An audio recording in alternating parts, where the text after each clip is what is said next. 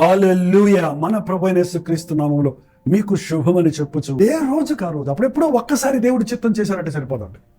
ప్రతి విషయంలో ప్రతి సమయంలో ప్రతిరోజు దేవుని చిత్తములో నడిస్తే దీవించబడతాం, దీవెనకరంగా ఉంటాం. ప్రార్థన. పరిశుద్ధుడా నీకు వందనములయ్యా. సొంత చిత్తాలు చేసుకొని నష్టాల్లో పడిన వారిని, సమస్యల్లో పడిన వారిని, చిక్కుల్లో ఉచ్చుల్లో పడిన వారిని అందరినో మేము చూస్తున్నామయ్యా.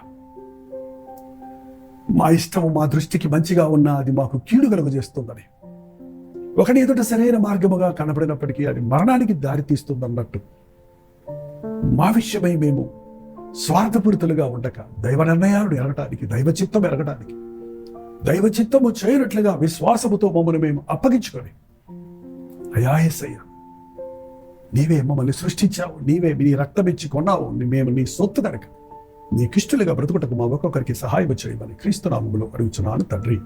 ఆమేన్.